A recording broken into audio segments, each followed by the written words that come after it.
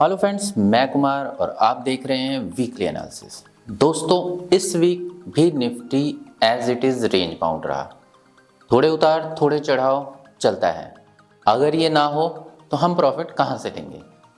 But overall Nifty is profitable again in this week. दोस्तों, as a trader आप कितने successful हो और कितने फेलियर में हो, it depends all on your P&L statement. And by the grace of God my P&L is increasing day by day. मेरी पिछली P&L स्टेटमेंट वाली वीडियो में आप देख सकते हैं मैंने कितने लॉसेस किए हैं। बट टचवुड, जो मैंने सीखा है, जो मैं कर रहा हूँ वो सही कर रहा हूँ। I am trading on a particular system and my system is working fine. दोस्तों, मैंने पहले भी कहा है, अभी बहुत कुछ करना बाकी है। इन द सेंस कि जो मैंने सीखा है, जैसे जैसे मैं उसको करता जाऊंगा उसमें परफेक्शन आती जाएगी, और जैसे जैसे परफेक्शन आती जाएगी मेरा P&L स्टेटमेंट और बड़ा होता चला जाएगा। बट मार्क माई वर्ड्स कि इसको देखकर एग्जैक्ट कॉपी करने की कोशिश ना करें। मैंने अपना कैपिटल धीरे धीरे इंक्रीज किया है। स्टार्टिंग में इतना प्रॉफिट नहीं होता है, और प्रॉफिट करने के लिए आपको टाइम देना होता है। It is a process in which you improve day by day. You learn day by day, you improve day by day. When you learn, you improve, you learn. तो ये स्टेप बाय स्टेप चलता ही रहता है। तो without wasting a time आइए system पे चलते हैं और देखते हैं कि इस वीक मैंने क्या किया, मैंने कहाँ गलतियाँ की और कहाँ मेरे लिए नई अपॉर्चुनिटीज़ आई। मैंने इस वीक कुछ नई टेक्निक्स यूज़ की हैं, जिसका रिजल्ट मुझे इस वीक देखने को भी मिला है। जितना मैं पीछे पूरे मंथ में कमाता था, उतना इस वीक का मेरा अकेला प्रॉफिट है। मोर ओवर हम देखेंगे कि नेक्स्ट वीक निफ्टी कहाँ मोमेंटम दे सकता है, कहाँ पर इसके टिकने के और किस साइड को मूव करने के चांसेस ज़्यादा हैं। एक आधे स्टॉक्स भी देखेंगे। दोस्तों, अगर ये वीडियो अच्छी लगे तो please like, share and subscribe ज़रूर करें, और अगर ये वीडियो ना अच्छी लगे तो प्लीज़ कमेंट बॉक्स में लिख कर ज़रूर बताएं कि आपको ये वीडियो क्यों अच्छी नहीं लगी, ताकि मैं नेक्स्ट टाइम वो गलती ना करूं। दोस्तों, help me to improve. I am ready to improve. You just comment and I will include that. So let's move to the chart.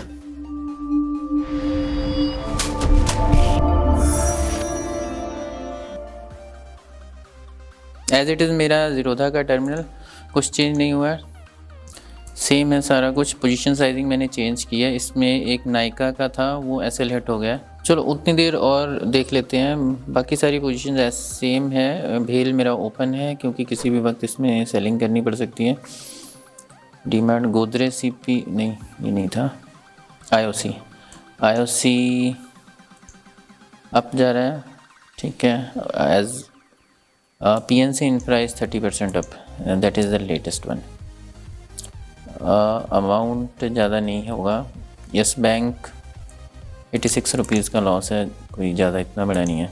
मैं क्या कह रहा था, ये देखिए नाइका में ये जो है 1000 का लॉस है। दोस्तों, मुझे भी लॉस होता है, मैंने ये नहीं बोला। ये अलग अलग तरीके हैं इनको रिकॉर्ड करने का। ये मेरा तब से है जब से मैंने डिलीवरी में शेयर्स लेने शुरू किए। सब जो तो ये ग्रे वाले हैं ये स्टॉप्ड आउट हैं, अदरवाइज़ एनीहाउ मैं अभी तक तो इतने पे प्लस हूँ। जो मेरा डिलीवरी का है वो इतना गेन है। अभी मैंने बाकी मेरे सारे ओपन हैं, ये सब स्टॉप्ड आउट की वजह से हैं। तो इसके अलावा एक रिव्यू दिखा दूँ, मैं बहुत कुछ किया हुआ है यार, मतलब बहुत कुछ करना पड़ता है आपको प्रॉफिट जनरेट करने के लिए। ये देखो, ये सब चार्ट्स आज के नहीं है, वो कब के स्टडी करके रखे हुए हैं। कहाँ एसएल लगा, कहाँ प्रॉफिट हुआ, कैसे हुआ, कैसे नहीं हुआ। खैर छोड़ो, ये सब बातें बहुत लंबी हो जाएंगी। मेन मुद्दे पे आते हैं कि पोजीशन। तो पोजीशन देखो दोस्तों, ये लॉस शो कर रहा है, ठीक है। ये आज पोजीशन काटी है 17,600 का। रीज़न क्या था कि मुझे सुबह में ना ये बार्स, जो ग्रीन बार्स हैं, एक्चुअली बिल्कुल भी नहीं थी, ये सब इतनी थी, और रेड बार्स थी इतनी बड़ी बड़ी। तो मेरे को क्या था कि यार 17,800 का जो है वो थोड़ा रिस्की था। एक सेकेंड, निफ्टी ओपन कर लेते हैं, then I will show you much clearly. या दैट वन। डेली पे देखते हैं, ज़्यादा क्लियर होगा।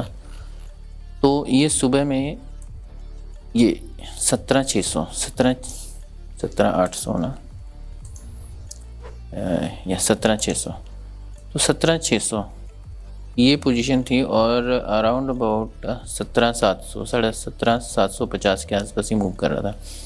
मुझे लगा कि यार ये ना गड़बड़ करेगा, तो ये मैंने 44.20 पे बाय किया। मैं एक्चुअली सेलिंग करके चल रहा था। एक चीज़ आपने नोट की दोस्तों, मैंने ना पोजीशन साइज़ पहले से बढ़ाया है। रीज़न क्या है कि आप जैसे जैसे चीज़ें करते जाते हो आपका कॉन्फिडेंस बढ़ता चला जाता है। नो डाउट कैपिटल ज़्यादा लगेगा, पर देन व्हाट, कुछ तो स्टेक पे लगाना ही पड़ेगा, फ्री में तो कुछ मिलता नहीं है। और इसके अगेंस्ट 17,600 के अगेंस्ट जो इसका लॉस कवर करने के लिए मेरे को पोजीशन बनानी पड़ी वो थी 17,500 की। ये मैंने 26 रुपये 25 पैसे पे सेल किया। तो आप देख सकते हो कि मैंने यहाँ पे तो 16,900 बुक किया है, बट 1000 क्वांटिटी के पीछे 26 रुपये 55 पैसे के हिसाब से 26,500। मैं पूरा नहीं लेता तब भी 26,000 रुपये मुझे यहाँ पे मीन्स इसका 10,000 अप ही है, और ये पोजीशन मेरी एज इट इज़ है। अपार्ट फ्रॉम दैट हम चलते हैं कंसोल पे। मैं हर हफ्ते अपने P&L को शो कर रहा हूँ ऑन अ कंटिन्यूस बेसिस। जहाँ लॉस है लॉस है, जहाँ प्रॉफिट है, कोई छुपाया हुआ नहीं है। इसको छोड़ दो, ये बढ़ता ही चला जाएगा, इसको तो रहने ही देते हैं। इक्विटी में मैंने आपको बोला कि मैंने लॉस बुक किया ना, ये देखो यहाँ पे शो होगा ये 1000 and that is for Nykaa. Think इसको क्लिक करने पर होगा ओपन, आया नहीं। चलो एनी हाउ छोड़ो, हमें इक्विटी नहीं, हमने फ्यूचर में देखना है। जो मैंने किया है इक्विटी में मेरी होल्डिंग चल रही है, फ्यूचर्स में चल रहा है। पिछले वीक का मैं बाद में बताता हूँ, इस वीक का बताता हूँ, क्योंकि पिछले वीक का मैंने पिछली वीडियो में डिस्कस किया हुआ है। इस वीक जो मैंने जनरेट किया है that is 31,740 rupees in a week. किसी टाइम पर मैंने जब जॉब स्टार्ट की थी 3,960 रुपीज़ मेरी फर्स्ट सैलरी थी। 4,500 का मेरा मंथली था, उसमें से कट के 3,960 रुपीज़ मुझे ऑन अ मंथली बेसिस पे मिलते थे। वहाँ से एक हफ्ते में इतना लेकर आना, you can imagine how much time and hard work it needed. दोस्तों मुझे 7 साल, लिटरली 7 साल लगे 3,960 रुपये से 10,000 पे आने में। अभी मेरी सैलरी नो डाउट बहुत बढ़िया है, कंफर्टेबल है, बट मैं पुराने टाइम को साथ लेके चलता हूँ। जो स्ट्रगल हमने किया है उसको साथ लेके चलता हूँ। तो ये मेरा वीकली है।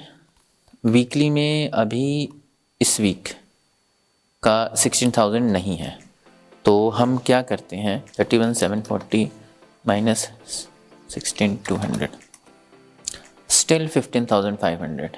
और अगर हम पिछले हफ्ते का भी कंसिडर करें and that is 45,270 minus 16,200 that is still 2 week का 30,000 है। और अभी ये पोजीशन रनिंग में है, और यू कैन इमेजिन मैं आपको शो कर सकता हूँ कि इस समय इस पोजीशन में कितनी वैल्यू बची हुई है। व्हेन मंडे मार्केट ओपन होगा तो इसमें इतनी वैल्यू ऐड हो चुकी होगी। रीज़न क्या है? थीटा ऐड हो रहा है। थीटा अभी तो इसमें अगर मैं इसको कम करूं आज की डेट में तो ये थीटा 7200 रुपये के हिसाब से ऐड होना चाहिए। ठीक है, समरी देखें तो 42,500 की वैल्यू इसमें बाकी है। 42,000 में से अगर मैं 50-50 पैसे दोनों 1,000 रुपये छोड़ भी दूँ तो स्टिल 41,000, चलो 1,500 छोड़ देते हैं, 41,000 की वैल्यू इसमें बाकी है। तो 41,000 plus 41,000 and that is 70,000 till 18। अभी एक वीक बाकी है। तो चलो दोस्तों, ये तो हो गया मेरा। दोस्तों इस वीक मैंने एक टेक्निक यूज़ की है, और वो टेक्निक क्या यूज़ की है कि मैंने क्या किया था पहले 17,600 की पुट सेल की, 18,500 की कॉल सेल की, मान लो। ठीक है, मार्केट उस टाइम पे जो मार्केट थी वो थी अराउंड अबाउट 18,100। अब मार्केट ने क्या किया, मार्केट ने गिरना शुरू कर दिया। मार्केट गिर के हो गई 17,900 पे। 17,900 पे जब मार्केट गई तो 18,500 की वैल्यू कम हुई, ये कम होके इतनी रहेगी कि अब इसमें से वैल्यू निकालने के लिए मुझे पूरा वीक बैठना पड़ता। मैंने क्या किया, इसको बुक किया और इसके नीचे वाली 18,400 या 18,300 वाली कॉल सेल कर दी। मैंने 18,500 में से प्रॉफिट भी बुक किया, मैंने 18,300 वाली कॉल सेल कर दी। अब ये जो मार्केट है ये गिर के आ गई 17,800। कुछ दिन लगे, 17,800 पे ये मार्केट गिर के आ गई।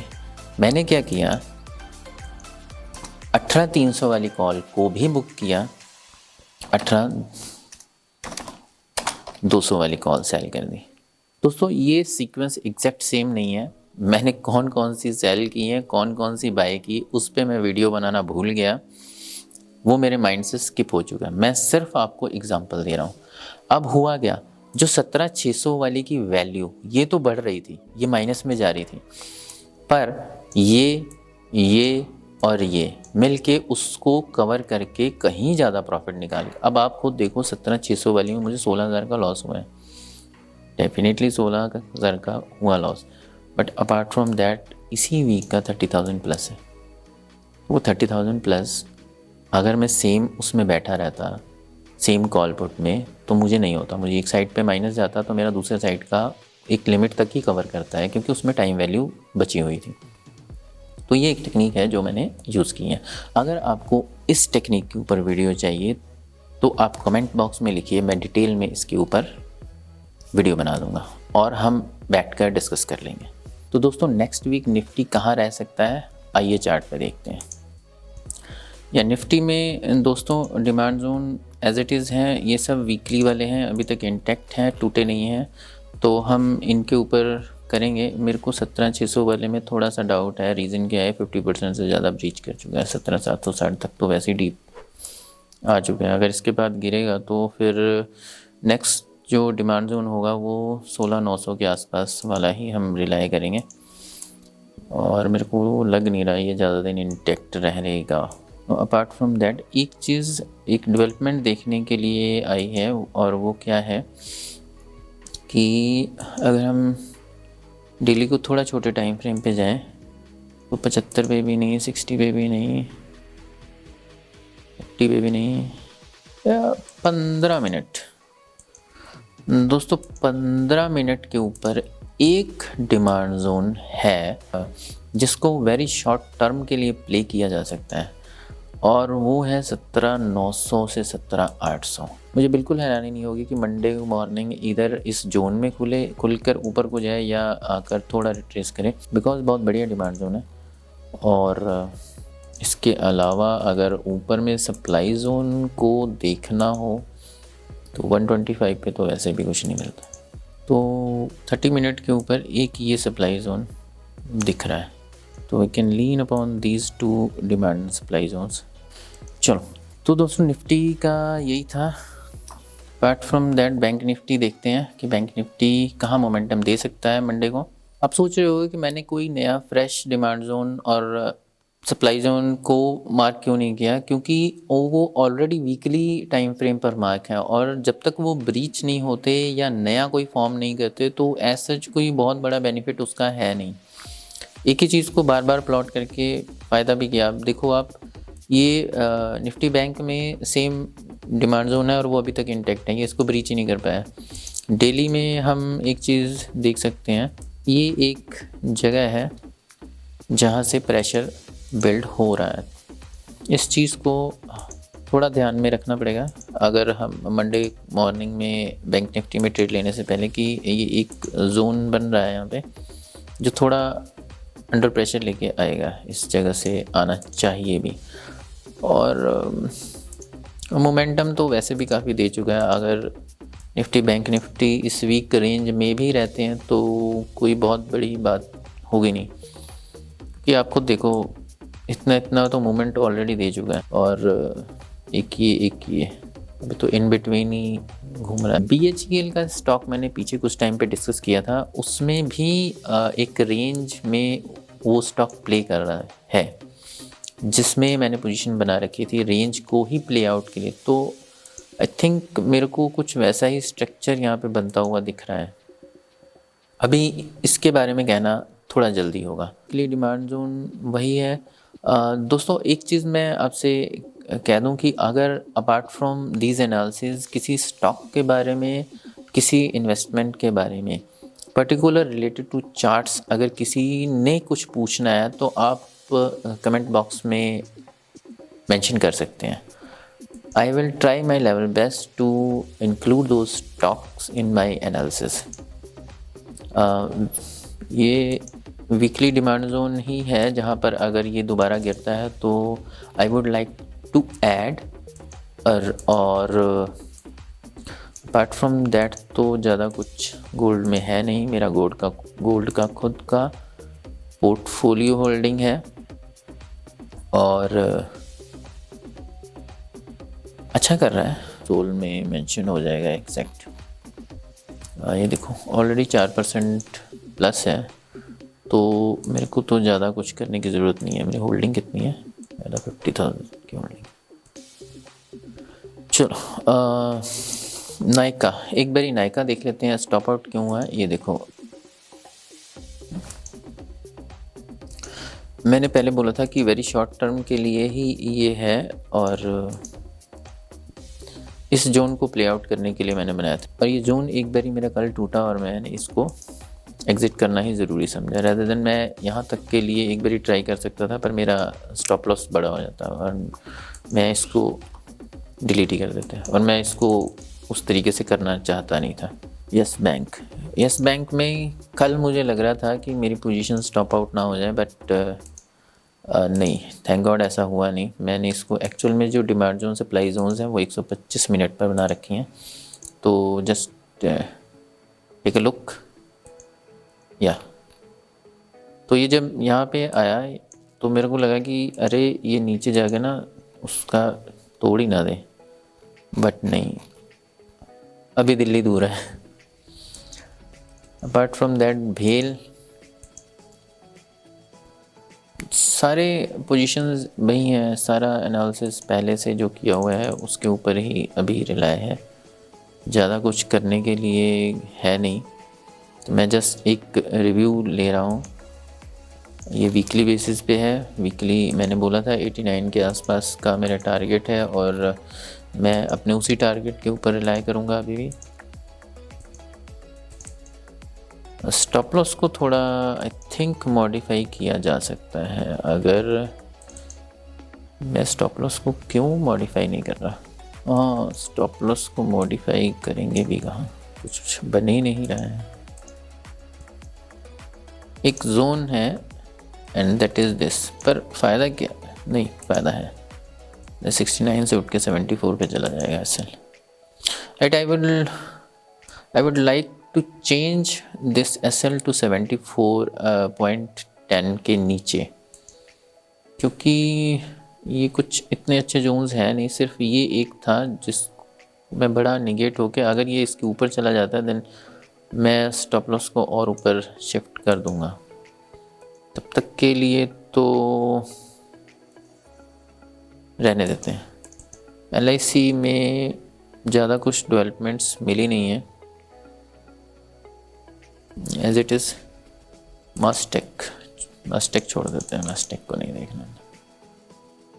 BPCL में मैंने बोला था कि जैसे बैंक निफ्टी में रेंज बना हुआ है ठीक वैसा ही रेंज मेरे को BPCL में देखने को मिला। तो मुझे कुछ लग रहा है कि आई थिंक बैंक निफ्टी इस तरीके का रेंज में ना चला जाए, और अगर इस तरीके के रेंज में गया तो काफ़ी लंबा टाइम हम बीच में ही झूलते रह जाएंगे। आप खुद सोचो, और वीकली बेसिस अगर BPCL को आप लगाते हो तो दोस्तों ये एक एक कैंडल एक वीक है। यानी इमेजिन एक हफ्ता, 2, 3, 4 हफ्ते में एक महीना। तो आप खुद सोचो ये यहाँ से लेकर यहाँ तक कितने ही हफ्ते हो गए। आप ये देखो, ये मंथली बेसिस पे कैंडल है। 1, 2, 3, 4, 5, 6, 7, 8, 9, 10, 11, 12, 13, 14, 15, 16, 17, 18, 19, 20, 21, 22, 23, 24। अरे 2 साल तो यहीं पे हो गए। 2 साल के बाद अभी इतनी कैंडल्स बाकी हैं, तो अब अंदाज़ा लगा सकते हो कि क्या हाल होगा। दो स्टॉक्स और मेरे रडार पे आए हैं रिगार्डिंग बाइंग पोजीशंस, क्योंकि दोस्तों जो डिलीवरी के स्टॉक्स हैं हम उनको सिर्फ बाय करके ही चल सकते हैं और उसमें शॉर्ट सेलिंग्स होती ही नहीं है। इंट्राडे के स्टॉक्स में शॉर्ट सेलिंग होती है। अब मैं इंट्राडे बेसिकली इसलिए नहीं कर रहा क्योंकि मेरे को थोड़ा ऑकवर्ड सा लगता है, थोड़ा मेंटली थोड़ा प्रेशर ज़्यादा हो जाता है। और वैसे भी ओवरऑल तो देखो प्रॉफिट से मतलब है वो जैसे भी आए, और ऑप्शन सेलिंग में तो बिना टेंशन के आ ही रहे हैं। आपको जो करना है आप कर रहे हो, आप मेहनत कर रहे हो, आप टेक्निक्स अप्लाई कर रहे हो, आप अपने सिस्टम पे रिलाई कर रहे हो, और उसके बाद अगर आपको पैसा आ रहा है तो आप सिस्टम से ज़्यादा छेड़छाड़ करोगे भी क्यों, उसकी ज़रूरत भी क्या है। अंबुजा सीमेंट में वीकली जोन है और मंथली जोन है, तो अगर ये इस जोन में आता है then we would like to buy. और दाल भारत है, दाल भारत एक स्टॉक है और उसमें भी ये वीकली जोन पे आएगा, then we would like to buy. तो दोस्तों आज के लिए, इस वीक के लिए इतना ही। मिलते हैं नेक्स्ट वीक वीकली एनालिसिस में विद वीकली प्रॉफिट और लॉस, जो भी होगा वो मैं उसमें शो करूँगा। तो आई होप ये वीक भी हर वीक की तरह प्रॉफिटेबल रहे। तो अगर कुछ गड़बड़ भी होती है तो हम बैठे हैं ट्रेड करने के लिए आंखें खोल के। I would like to evolve और आई विल डेफिनेटली इवॉल्व अगर ऐसा कुछ होता है तो। दोस्तों thanks for watching this video.